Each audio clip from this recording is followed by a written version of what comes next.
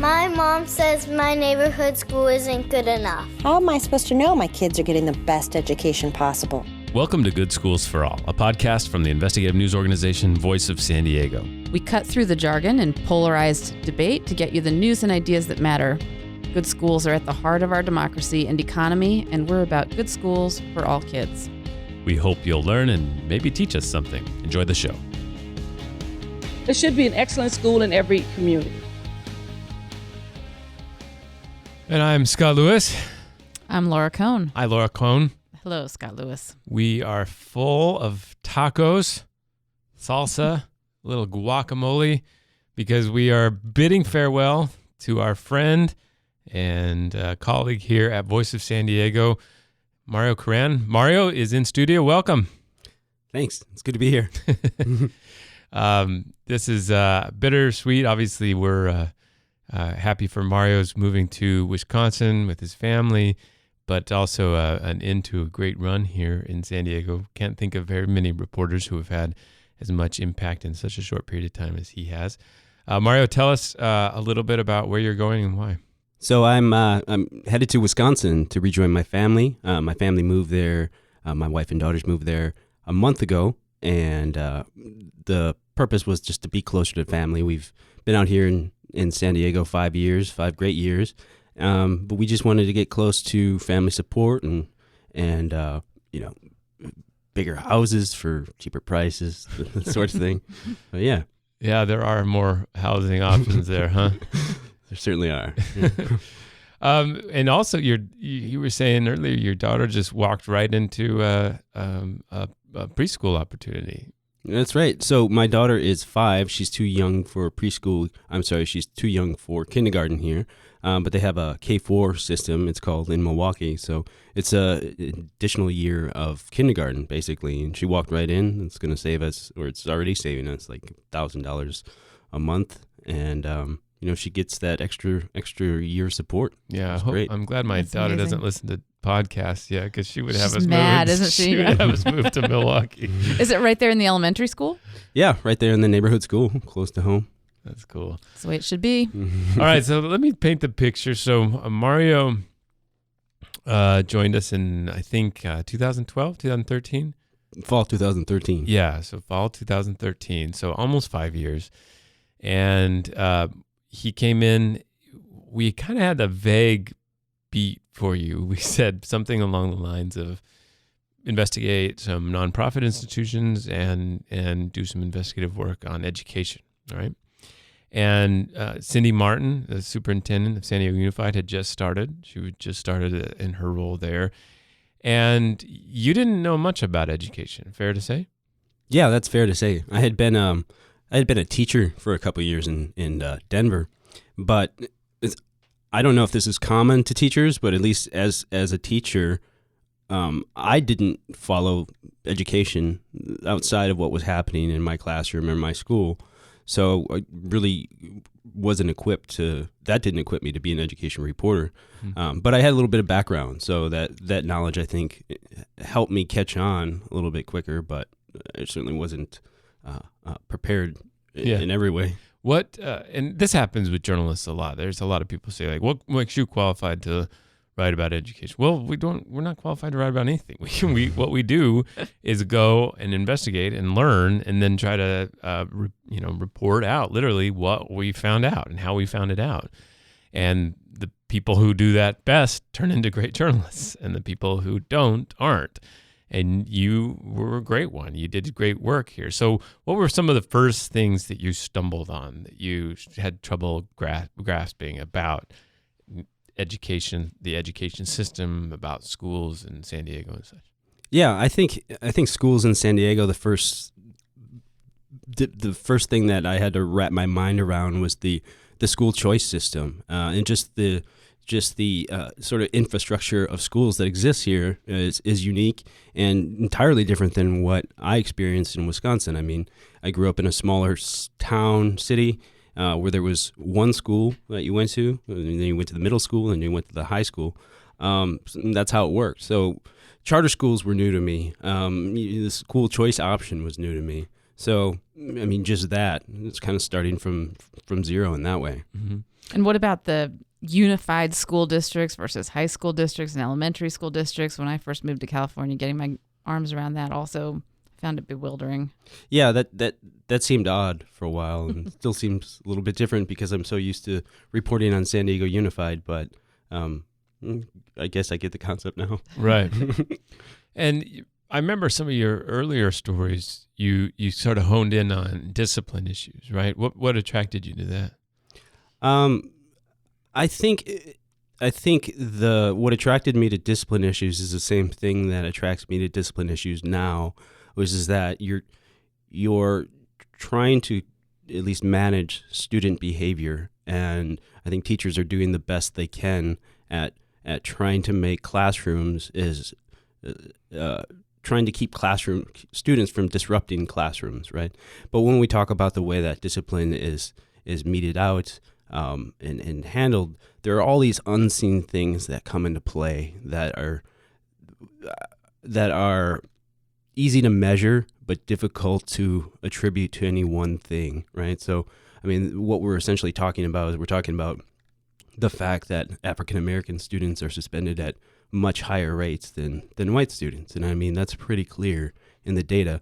But getting to why that happens is a much thornier issue. Mm-hmm. So it's just sort of unpacking all of that. And what I found intriguing then and still find intriguing now. Mm-hmm. Yeah, you tackled that issue at a time when the system is really trying to approach it differently. So what have you seen over time in the 5 years that you've been covering the discipline issue?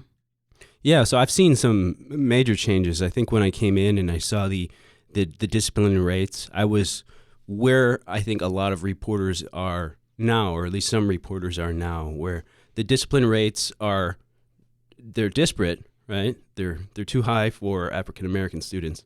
So what's the answer? The answer is not suspending as much, and that seems sort of intuitive, right? Like let's stop suspending kids, because if kids aren't suspended, if kids are suspended and they're not in school, then they can't learn. But when we talk about what we see now, is it 4 years after the school district changed its discipline policies, essentially softened the way in which students were disciplined.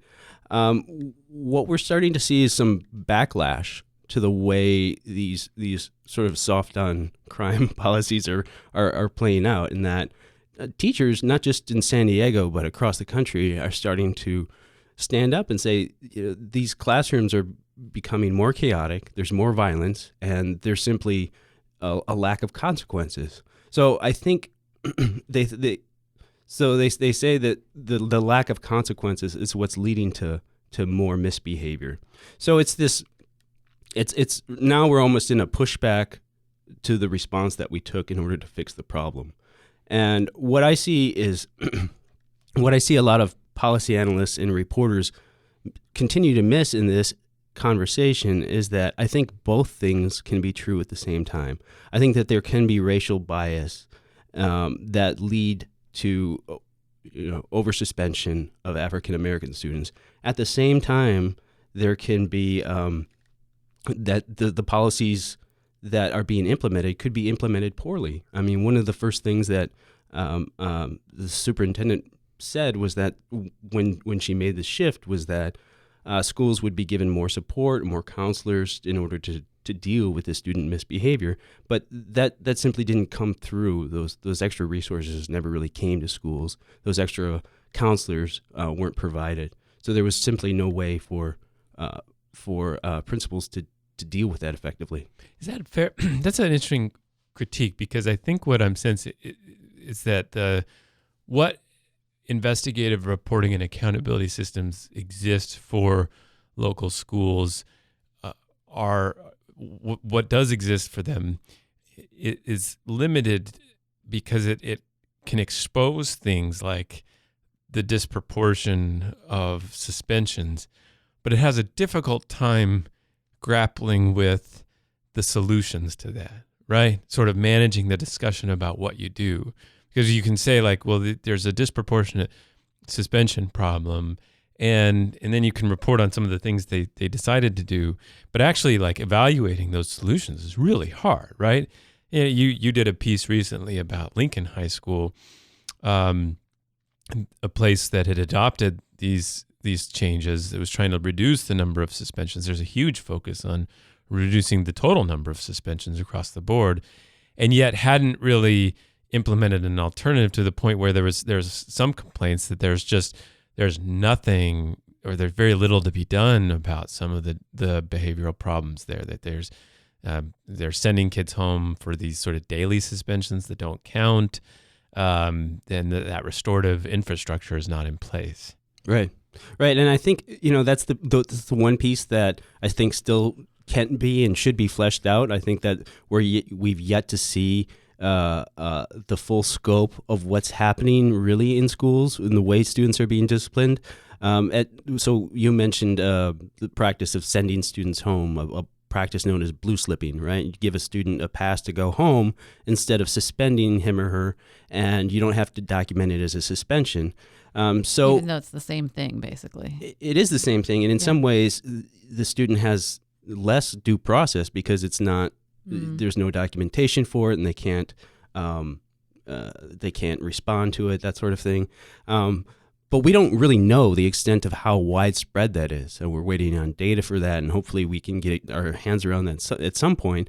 But it's not just here. I mean, that Washington Post did a good story on that, and they were able to document how, at least get a glimpse of how pervasive that was. But I think that still remains to be seen. And I think the one question that raises is how reliable or how accurate are the suspension rates in that case, if we're not really seeing we're not really seeing the full scope of students who are being suspended. So follow up to your story about Lincoln High School, we might as well finish this train of thought out. There was some of the people quoted in that were invited to the White House or to D.C. to speak with Education Secretary Betsy DeVos, and what's the alternative coming out from those sorts of quarters? The people who are grabbing onto this backlash and offering an alternative. Are they offering an alternative, or are they just saying, like, the Obama era restorative justice thing is just not working? Yeah, I think I haven't seen a clear and detailed alternative to what's being done or what's currently being implemented. But what I had heard is just, a repeal to the Obama era guidance, which was basically to bring down suspension rates. People who are advocating against it for that repeal are saying it's basically amounts to a racial quota in suspension rates, which isn't a smart way to approach behavior in any way. You can't simply say you can't suspend a student based on their race. That's not fair either. So, I mean, we'll see what happens. I think that Betsy DeVos is yet to make any firm decision on that yet, but there's a lot of people watching across the country. Mm-hmm. I have a follow-up question in terms of your role as a reporter and the accountability that you're providing. So you play a role in elevating an issue. The system responds, not just to you, but to other advocacy and even government directives. That's good. But then there's a change process, and it's uncomfortable. We're asking the school systems to change something that's been ingrained for a long time, so it's going to be uncomfortable. There are going to be mistakes and pushback. How do you, as a reporter, as you're covering that change process, detect kind of normal reaction to a change that really needs to see itself through versus we're on the wrong track? That's a great question. I don't know if I can determine ever really whether or not we're on the right track or the wrong track, except for to take sort of take the temperature and take a snapshot of what's happening at any given time. As a reporter, I can document the sort of missteps or what could be some of the backlash to that. But I think one thing that is true in this case, and I think is true in a lot of cases in education, is that we implement policies as a public education system. We don't know that they work or not. We don't know if they're effective, but based on whatever there is, whatever the current movement is at the time, that's implemented and they move forward in that. And I think that's why we see this. If we take a step back and we talk to teachers who are retired, they can tell you that some of the same educational policies that are being implemented today have been tried 20, 30, 40 years ago, right? It's this circular sort of pattern that we see in education. So let's keep going back. I think you had such an interesting experience trying to understand everything here and then start to build accountability reporting out of it. So let's start back. How did you first start really gaining momentum, investigating different things in the school districts? What was your first sort of success, do you feel like? One thing that I feel is hard in education reporting, and maybe this is true in any beat, but I can speak to it because education is what I spent most of my time on. But education is a really tricky animal to report on because it's really reliant on access, and you need to build relationships with the people who are in charge of the schools in order to get granted access to see what's happening and in order to understand in the first place. So it's a really difficult line to walk, and I think even more so for a place like Voice of San Diego, which is, has a responsibility to tell, to explain, yes, and analyze, but also to, hold the powerful accountable. And that's a really tricky balance to try to strike in education, because if you go too far the other way, that access is closed off, right? And so I think probably in my trajectory as a reporter, I came in and I had to sort of find my own way, right? And my own journey as an education reporter. And that was trying to be I wasn't necessarily trying to be friends with the people I was covering, but that's sort of how it felt I needed to be at the time in order to understand it. It was a friendly, more. There was more camaraderie, right? Over time. For instance, you spoke with Cindy Martin here and there, right? Oh yeah, The superintendent of San Diego Unified. Right. When I first started, I spoke quite often and spent a lot of time with Superintendent Cindy Martin, and I think that was valuable in a lot of ways in helping me understand, at least helping me understand who she was and what she was trying to do. I think that I think it might have been 2 years on the beat when I finally broke with that. And I think the turning point was the series on Marty Foster. Mm-hmm. And that was when, at least I discovered in my reporting, that some of the things that I had been told along the way, not just by Cindy, but by others, that there was more to the story than I had been led to believe. And that was really, in reporting the series on Marty Foster, that was really a turning point in the relationship between the district and I and Cindy and I, where I kind of became this other reporter, and the access then closed off. But by that point, I'm sorry. No, let's just take a second and describe what you found and what that was about. So, San Diego Unified School District has 5 board trustees, school board members. Marty Foster was one of them. And you had started doing a series of stories. Basically, there was a weird ruckus that we had heard about that had been reported in other outlets, mostly alternative outlets. San Diego Free Press, some of the blogs and such, had talked about a firing of a popular principal at the School for Creative and Performing Arts.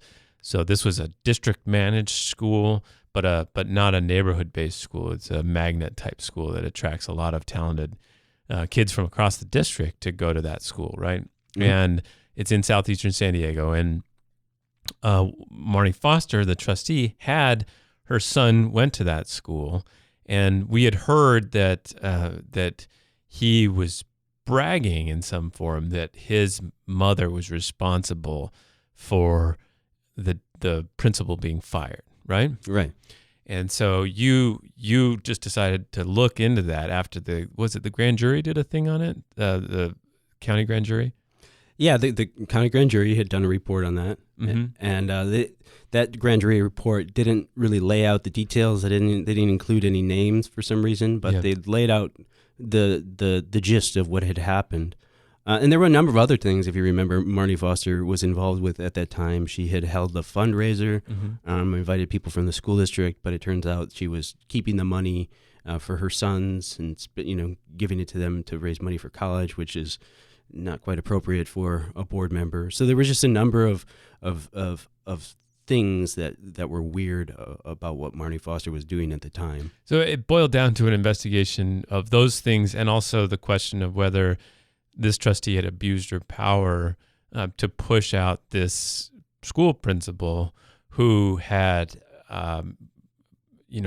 given the trustee's son some bad evaluations, right? A bad evaluation for a college recommendation. And that investigation became a big deal, right? Like that was that. And I think that what's interesting about this is I see this all the time with reporters over the last 14 years is that the moment a reporter discovers that maybe they haven't been lied to, but they were misled or that they were just taken in a different direction than reality would dictate, something lights up in their head and it's like, okay, let's figure out what really happened and let's go all in. And that's what you did, right? Yeah. So the story at the School of Creative Performing Arts, right? That you had highlighted a couple of weird things that were going on at the school, and right away we didn't jump on that story right away, and that's because we typically don't get involved in individual type issues, right? We were trying to get into systemic problems, but that story just kept coming up. There was a blogger who kept writing about it. That story stayed alive for some reason. There was enough smoke to think that there was something there. And the interesting part, and I think the reason that it led to an investigation, and in the end a significant one, is because a school board member can't fire a principal on her own. It takes other people to approve those decisions. It takes a system to make that possible. And so I think that the reason that it was significant is you had a school board member who was, yes, acting inappropriately and eventually was punished for it. But what I think that revealed, and I don't know if we've ever seen the full scope of what really went down, is what made that possible, who made that possible, and who approved those decisions, right? And so, I think that just getting toward those systemic problems is what we do, and I think the most important piece of what we do as reporters. Yeah, she later pled no contest or guilty to a small charge, and in exchange resigned her position. Mm-hmm. And the question that still remained was the district gave an all-out assault saying that this principal deserved to be fired, and was done independently of the pressure that they admitted that this trustee was putting on the school district to fire this principal. And what we ended up at loggerheads with the district at is whether we could understand exactly what went into that decision or not, because it came amid a flurry of these sorts of efforts, right? There was a whole turnover of principals, and a lot of them were getting pushed into special roles at this district headquarters. And so it kind of there was like branches of this investigation that you kept going on. And it was a really interesting moment. Again, you feel like that was the moment where relations with the district sort of went south? Yeah, I felt like that was the moment where I had to sort of chart my own course. And it was also the moment where I thought I had gained enough context and enough knowledge where I could do that and find stories without any sort of access, which was a difficult thing. I think it took me some time to really... Once you break relations with a press person and you realize that press office isn't no longer going to support you or help you find information, you really have to be creative, and you really have to be resourceful in who you talk to and how you come across that information. And I think that took me some time to try to navigate that, but eventually I think I found a way to keep reporting, to keep doing my job. Mm-hmm. One of the other sort of significant investigative paths you went on was the more recent one about the San Diego Unified's graduation rate. So there was an increase in standards in 2012. 2000. When did they do A3? Yeah, I'm not sure.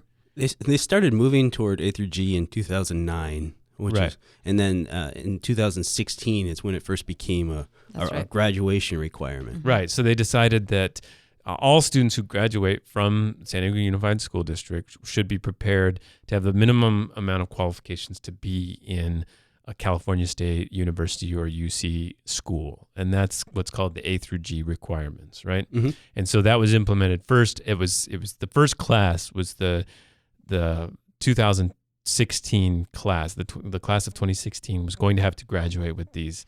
And there had been a study done at UC San Diego that they were not on track. And we had done some reports about how that cohort was not on track to graduate at that level very well. In fact, there was one academic who said it would be a miracle if a significant group got through. And then it happened. They announced a 91% graduation rate, record high, Higher than ever, yeah. in that cohort. And so we decided to just understand that. How did that happen? And you spent several months investigating how that happened. And basically what we found was that the graduation rate is not a measurement of the number of kids who start high school versus the number of kids who finish it. That it in fact is a cohort that's a different fraction of the people who start and then finish but stay in the same sort of situation. So it doesn't count a number of kids who go to charter schools. It doesn't count the number of kids who move away. It doesn't count basically, in other words, the number of kids who started high school is much bigger than the number of kids who finished. And so just understanding that. Now, we never, ever once said that they calculated things incorrectly. What you found was just that you found these batches of students, sometimes dozens or hundreds at a time, who had gotten moved or had chosen to leave high school to go to a charter school, for example, because they were failing, right? Mm-hmm. Right. And that was interesting. That was all we said, right? There was a lot of people who, if they were factored in, if they had stayed in San Diego Unified School District's managed schools, that graduation rate would not have been that level. How did that investigation develop? And now that it's over, taking another sort of last chapter, how did you think it turned out? Well, I think, as you pointed out, that this started from, and I think that's telling, that it started with a very simple goal, which is to understand what goes into a graduation rate. And I believe then and I believe now, that it shouldn't be this hard to understand where students go within a graduation rate. I understand that, sure, it might take some time in order for the state to run its numbers, to vet the school district's numbers, and to understand, yes, the student went here and the student went there. But we should ultimately be able to tell that how many kids who started finished within 4 years. And the ones who didn't, where did they go? Did they go to a different school? Did they go to a different state? Did they drop out? Did they drop out, right? And what we find is that there's all sorts of shades of I don't want to say shades of dropping out, but there's all sorts of things that can happen in between that we didn't really see, that at least I didn't see coming at the beginning. I didn't know that such a large chunk of students who left the school district would be going to schools where it was easier to graduate. Or where they were highly unlikely to graduate. Right. The students who were least likely to graduate are the ones, in many cases, I think the majority of students who ended up leaving. And that doesn't mean the district necessarily is doing anything wrong, right? Even if it's counseling those students and its teachers, its counselors are suggesting that they go to these other schools.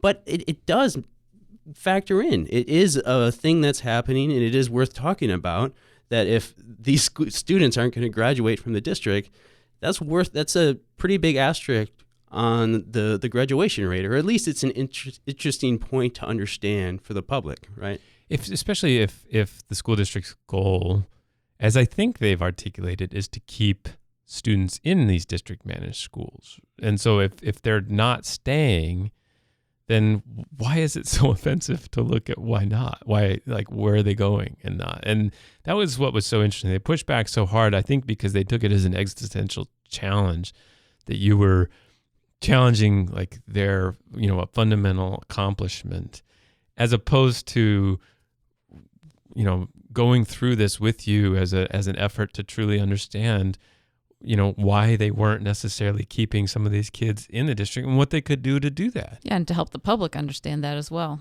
Right. Yeah. Mario, you did that that set of stories at the same time that other education journalists around the country were looking deeper at graduation rates in D.C. and L.A. and in whole states as well. Did you talk to other education reporters who were on similar beats? Did you learn from them? Like, how did the national context for this story play into your own reporting? I think the national context certainly encouraged me. The national reporter that was reporting that was going on. I think around the time when I first started really digging in, NPR had a pretty big series where they pulled in reporters from across the country to understand why graduation rates were at an all-time high and what was going on.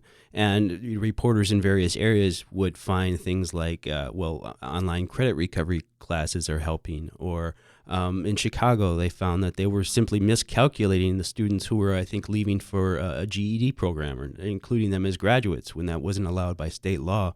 So while, yes, the graduations rates are rising across the country, it's not just the case that in San Diego there's this more to the story, ways that this is made possible than the average person would maybe understand. This is happening, I think, everywhere and in many school districts. And maybe it's a feature of this focus on graduation rates as a measure of success in and of themselves. That seems to be the case, but I am not in the hearts and minds of district officials everywhere. That's true with two of the stories we've talked about just now, the graduation rates, but also the discipline rates, that if you shine a big spotlight on one particular statistic, you put a lot of pressure on the system to change that statistic, and the incentives are there for people to get the number to move through lots of different strategies. Some, hopefully many of them beneficial, but also the incentives are there to sort of shade your practices in ways that move the number. Yeah. It like you say, like in Atlanta, they had the testing scandal. Wasn't there a big graduation rate scandal in DC? Mm-hmm. And so again, there's a spectrum. There's actual cheating versus like just different techniques and such. And I think what I would have loved to explore more deeply with the district is just what is the meaning of graduation? And had they been willing to be a little bit more vulnerable with us through this process, I think we could have truly explored, like, what are we doing to the definition of what an education in K-12 actually means? Like, what are we trying to communicate when we say somebody has graduated? Because it feels like we're really messing, or just at least redefining what that means, with some of these recovery courses, with some of these alternative paths that you can take to graduate. What does it mean to graduate? Well, yeah, I'm in the workforce system now, and employers are saying that we've got more candidates coming in with high school degrees, but not necessarily more candidates with the skills they need to succeed in the jobs that we're offering them. So there's a big reckoning happening now as a result of this intense focus that we put on grad rates. Before I leave that topic, the school district did, in response to this work, impanel a group of people to look into the graduation rates, and our reporting and some of the academic work that's been done since then. There was a review of our work and the graduation rate done by that academic at UC San Diego, where he found basically the same thing, that if those kids who left for charter schools had been included and stayed in the district managed schools, the graduation rate would have been significantly lower than what they reported. But they didn't. They left. And there was another part of your reporting that had said that it had shown like how easy it was, and students and teachers had shown you how easy it was to cheat on some of those online tests. And he had reported that there was no proof that they had cheated, but it didn't really unprove anything either. And it was the kids who were showing us, but that's fine. What's happening now with that discussion? Yeah. So as you pointed out, there was a graduation committee put together. There was a PR consultant in town hired to disseminate that work for some reason.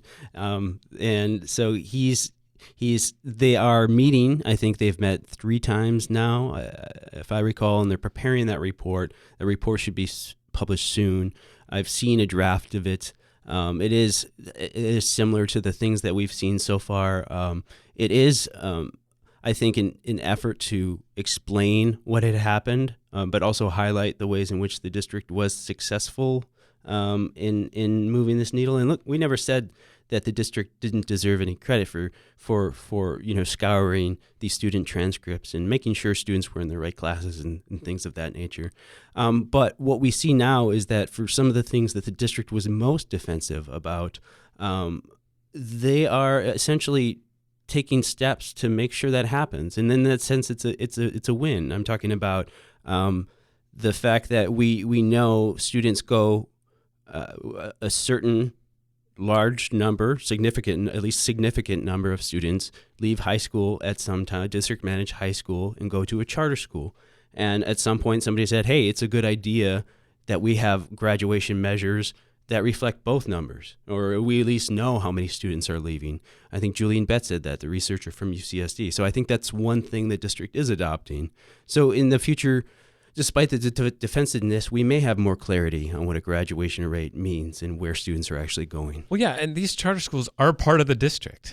Like, we should, if we evaluate the district's graduation rate, like, we should have a way, even with a nuance of some kind, to understand just truly how all of them, how students who enter freshman year of high school end up at all. I mean, there's this. I know why there is a polarization between the charter schools and the district managed schools. I understand why that's there, and I understand the dynamics behind it. But also, like, the district invests in charter schools. It spends money building them. It oversees their charters. It does a number of things to influence how they turn out or what they do. And so we should understand how that's working too.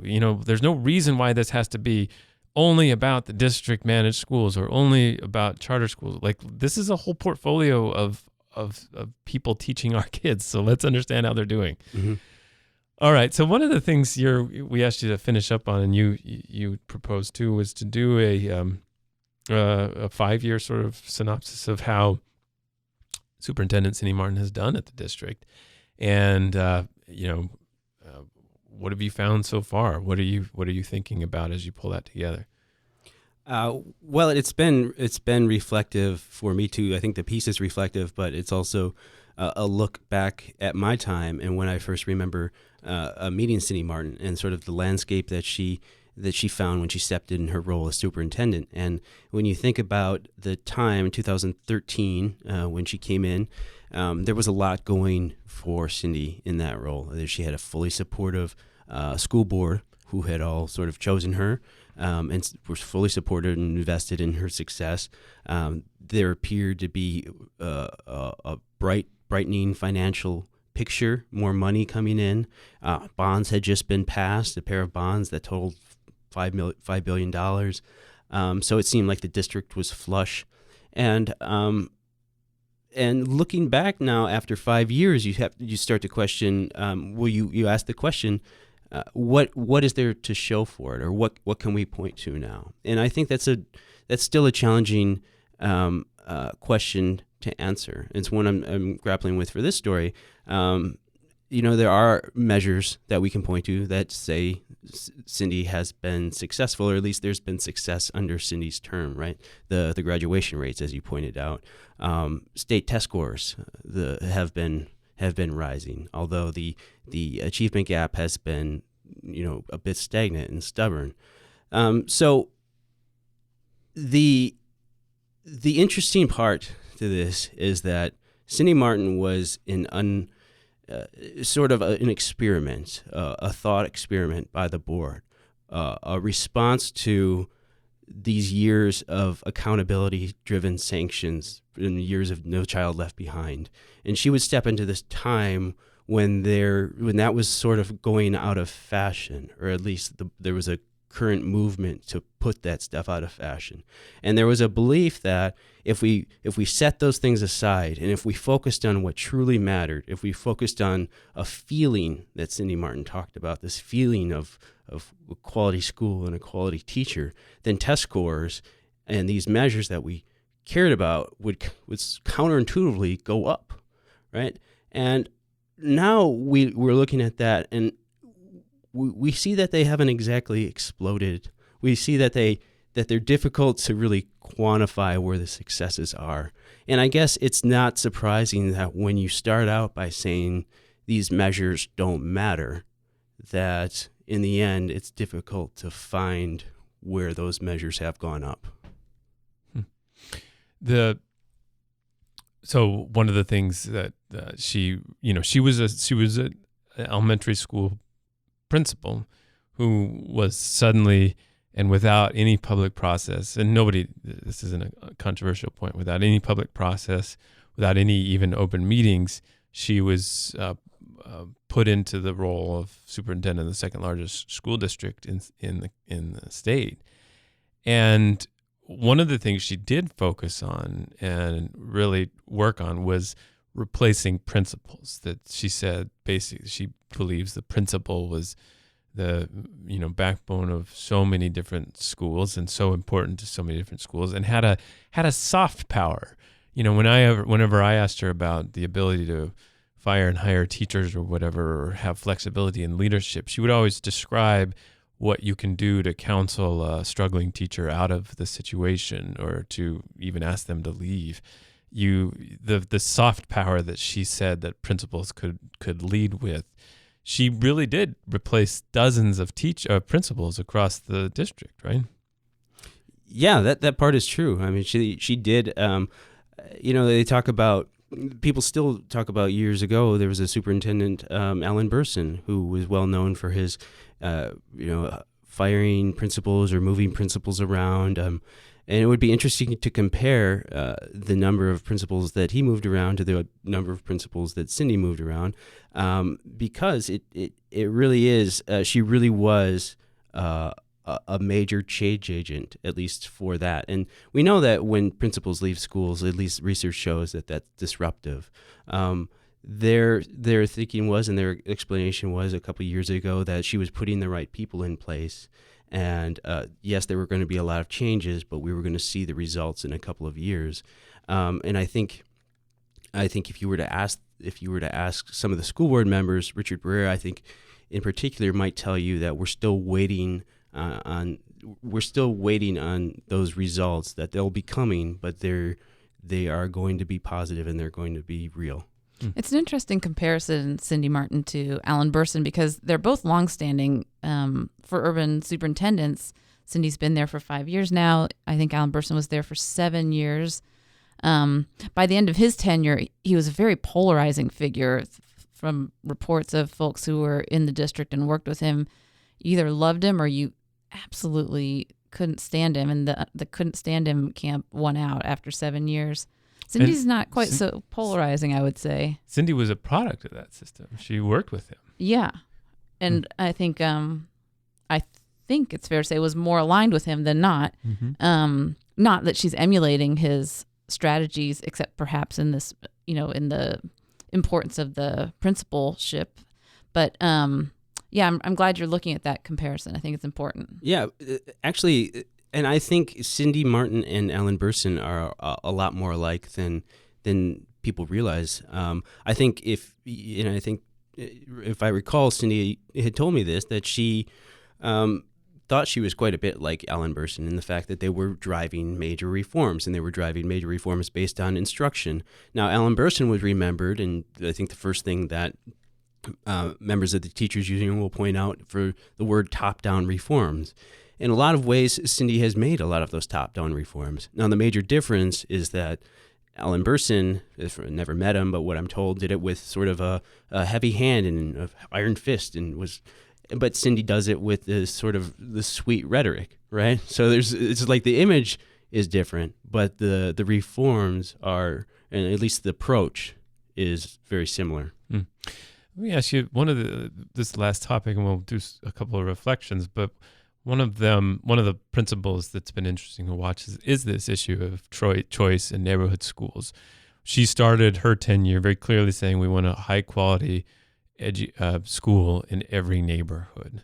And I pressed her as well, how would we measure that? She said, we'll figure out that. But throughout the term, then there was this kind of pressure that seemed to peak at times to really rein in the choice system. There was some clampdown from here and there on some of the charters that were applying. There was a couple of pieces of rhetoric that came up from people like Trustee John Lee Evans saying, like, we need to make sure that kids stay in their neighborhoods. And you started to also explore the issues of race in that, and of segregated schools in that. What's the status of the neighborhood school push, and what's next with that, do you think? So a couple of things. I'm still waiting on data for that from the district. So I asked the data I asked the district for data on its progress. I also asked Richard Barrera yesterday, in fact, about the status of its neighborhood schooling push, and essentially he said that it's not a data story yet, that the data isn't going to bear out their success yet, but it's going to be coming. It's this sort of intangible feeling where if you were to go to the average parent who goes to their neighborhood school now is going to have a better feeling than they used to have. That those things aren't measurable, but this is a thing that's real. Now, you pointed out it's pretty measurable. You can see how many parents are choosing their neighborhood school versus choosing outside of their neighborhood school, and they do parent surveys as well. Right. So there are ways to measure it. There are ways to measure it, but apparently the data isn't showing the true scope of the success yet. So we're talking about, and he brought up point, Scott, that you just mentioned, that he said if they wanted to, if we back up a step, in 2009, I think is when they started, John Lee Evans is given credit for being the architect of this plan, is the quality school in every neighborhood, where students don't have to leave their neighborhood in order to get to a quality school, right? That sounds great, and I think all of us, I would want that. I think a lot of us would want that. But the reality is that I want to say around 2011, when they measured it in 2011, about 44% of parents chose schools outside of their neighborhood. And 5 years later, it was around the same. I think it was either 44 or 42%. So within that 5-year time span of push, that really hadn't moved a needle. Now, something Richard Barrera had pointed out was that, hey, look, if that was our only measure of success, we could have just closed down the choice program, because then kids would have to go to their schools, they would have to go to their neighborhood schools, and then in a sense we'd be more successful. Of course, the challenge in doing that is that if they did do that, parents might leave the district altogether, which they'd suffer even worse declining enrollment. And then some of the choice programs are also what even keep some of the north of 8 schools in business, like Mission Bay High School wouldn't work without, what is it, like 70-80% of their students come from outside the neighborhood, right? Right. So choice is important in that way too.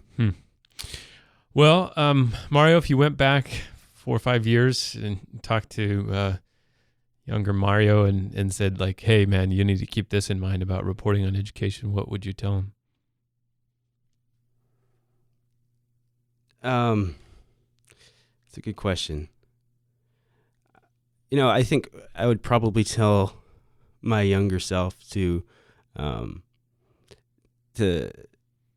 not sweat the haters. Right. I remember when I started, and Scott, you remember this too. I took pushback and criticism very personally, and it really distracted me from what was really important. I think over the years, maybe I had gotten a little bit better at reporting, or maybe I just got more confident or used to the criticism. It stopped affecting me as much. And then I think it would be a reminder, or at least I would try to impart on myself that you don't need that access in order to tell stories. That you don't need that access in order to be an education reporter. That there's always a way, and you don't have to sort of kowtow to people who want to make you feel bad just for trying to tell the truth and get to the truth. And what's if you were to stay here and keep reporting, what would be the stories you'd chase? I think, I think that trying to pin down the real measure of suspension rates would be one worth chasing. Always worth following Lincoln High. I think that is something to keep our eye on. Lincoln High is still facing a number of challenges that have yet to be sorted out, and it's facing an upcoming WASC review, which is for its accreditation, which some people on the ground believe it won't pass. So if what's a WASC review? WASC review. Do you know what? I forgot what WASC stands for. Western. I can't remember what it stands for either, but it's an accreditation that high schools have to earn From the state or from the federal government? I think the state contracts with WASC, which is a regional organization. I'm not 100% sure about that. I think that's true, yeah. And they come through. It's basically an audit that's done at the school. They talk to teachers. They talk to, I think, parents, I believe.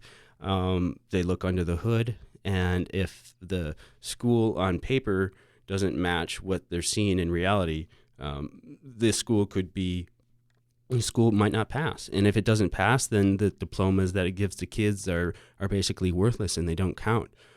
So the school would have to, I don't know what would happen from there. It would have to possibly close down. At least students would leave. Why would a student go there if they weren't getting credit for it? Mm-hmm. Well, on behalf of everybody here and some of your many followers and readers, thank you for your service and stay in touch. All right. Thank you. Yeah, Mario, I just want to tell everybody that your reporting is really exceptional. And I digest a lot of education reporting from around the country, but I just have found yours to be just high quality, the right level of detail, the right level of testimony from people on the ground who really are seeing what's happening, paired with understanding of the policy issues. It's been great to follow your reporting and to chat with you about it over the years. So we'll miss you here in San Diego. Thank you. I'll miss you guys too.